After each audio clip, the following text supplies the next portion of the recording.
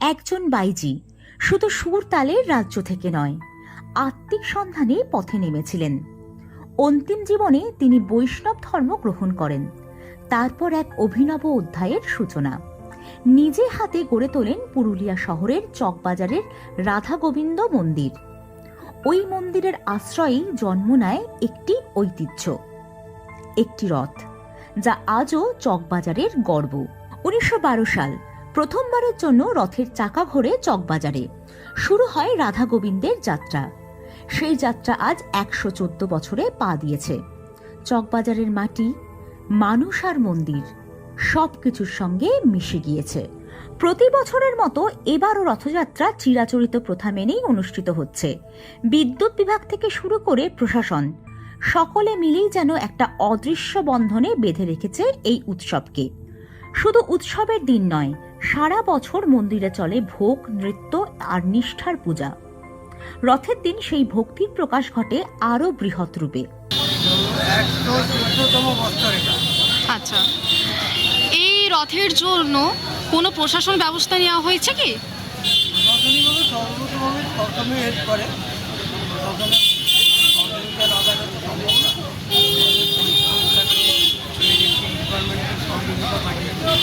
আচ্ছা,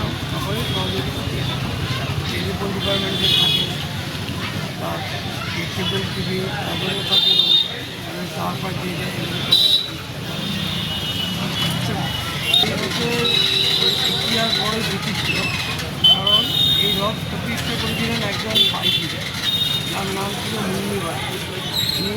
তিনি লখনৌ থেকে এখানে এসেছিলেন এবং লখনৌ থেকে এসে এখানে তিনি যখন তার শেষ বয়সে বার্ধক্য যখন আসে তখন তিনি বৈষ্ণব ধর্মে দীক্ষিত হন।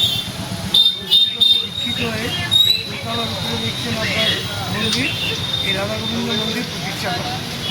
তার কয়েক বছর পরে উনি রথযাত্রা শুরু করেন। সেটা হচ্ছে 1912 খ্রিস্টাব্দে প্রথম রথযাত্রা।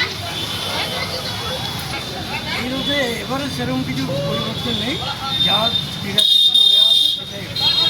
এটা তো মানে যখন যেরকম বাজেট হয় সেভাবে হয়, নির্দিষ্ট কোনো ব্যয় যেরকম আদায় হয় সেরকম খরচা করা হয়। এখানে করে থেকে আদায় হয়, সম্পূর্ণ পুরো দায়িত্বই রথের মন্দিরের সেবা পূজা, মন্দিরের দৈনন্দিন সেবা পূজা আমাদের পরিবারের তরফ থেকে, দত্ত পরিবারের আমাদের 1922 সাল থেকে আমাদের পরিবার এটা পরিচালনা করা।